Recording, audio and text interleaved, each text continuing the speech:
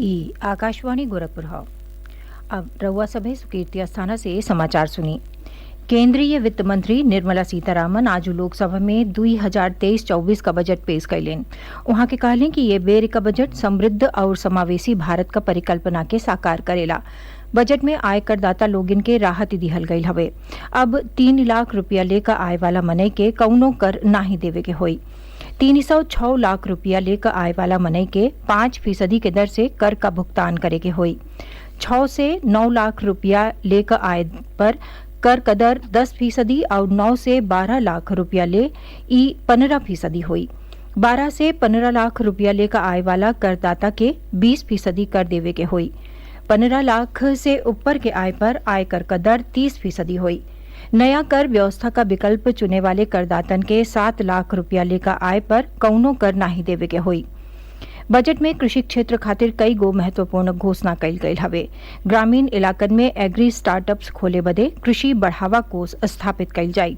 मोटाहन अनाज यानी मिलेट्स खातिर श्री अन्न वैश्विक केंद्र बनावे बदे भारतीय बाजरा अनुसंधान संस्थान हैदराबाद के उत्कृष्टता केंद्र के रूप में बढ़ावा दिहल जाई।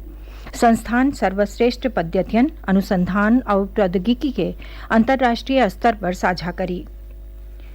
मुख्यमंत्री योगी आदित्यनाथ बजट का स्वागत कैले हवे। अपने ट्वीट सनेसा में वहां के बजट के नया भारत का समृद्धि का संकल्प बतावत कहले कि एमे अंत्योदय का विजन हवे और 130 करोड़ देशवासियन के सेवा का लक्ष्य निहित हवे।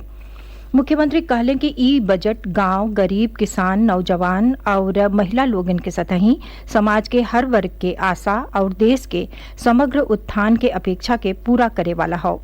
श्री योगी कहलें कि ई बजट भारत के आर्थिक महाशक्ति बनौले के दिशा में मील का पत्थर साबित हुई।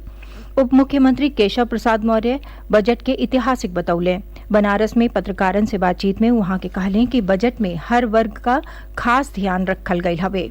स्वतंत्र भारत के इतिहास का सबसे शानदार बजट है, जिसमें मैं ये कह सकता हूं कि ऐसा बजट न भूतो न भविष्यति वाला रहता है। और माननीय प्रधानमंत्री श्री नरेंद्र मोदी जी के संसदीय क्षेत्र में खड़े होकर के गर्वपूर्वक यह कह सकता हूं कि इतना साहसिक, इतना विजनरी और सभी वर्गों का, चाहे उसमें हमारे देश के बड़े बुजुर्ग हों, चाहे हमारी मातृशक्ति हो, चाहे हमारे नौजवान हो, चाहे हमारे किसान हो, चाहे मजदूर हो, चाहे भवनहीन हो, चाहे इंफ्रा से संबंधित मामला हो, चाहे शिक्षा से, स्वास्थ्य से, आत्मनिर्भर भारत से, मतलब किसी भी क्षेत्र का नजर डालेंगे, डिजिटल इंडिया तो डिजिटल इंडिया, हर क्षेत्र में यह बजट भारत को विश्व में नंबर 1 बनाने की ओर अग्रसर करने वाला है।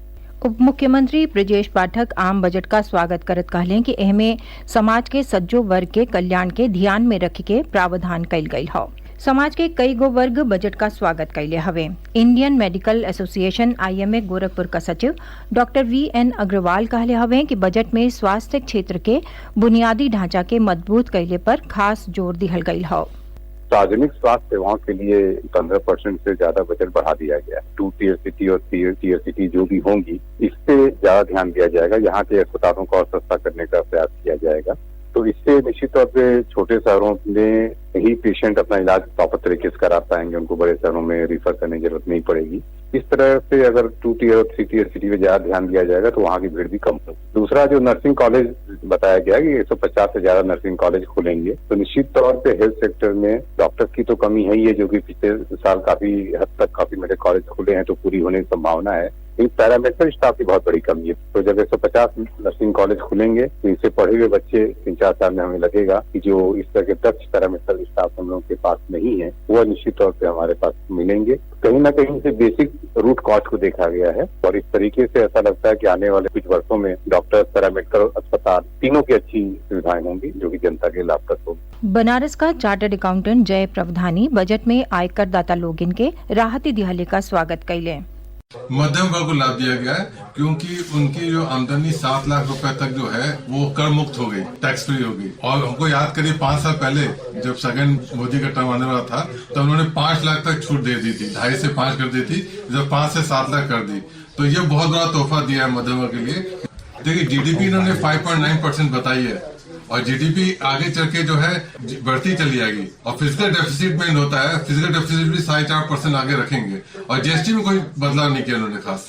और नई टेक्नोलॉजी का भी एग्रीकल्चर में उन्होंने समावेश किया है। और जो नए एंटरप्रेन्योर लोग आ रहे हैं, बिजनेस क्लास आ रहे हैं गाँव देहात में, तो उनके लिए भी स्कीम लेके आए ताकि वो लोग गाँव में ही जाके एग्रीकल्चर करें और नई तकनीक के साथ करें। तो वहां उन्होंने अच्छा चीज किया है।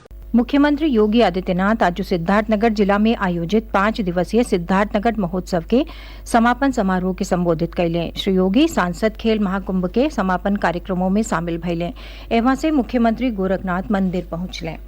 नेपाल से लियावल जा रहा 2 गो विशाल शालिग्राम शिला आज संझा अयोध्या पहुंची। अयोध्या में शिला के स्वागत का भव्य तैयारी कैल गई हवे। समाचार पूरा भइल। नमस्कार।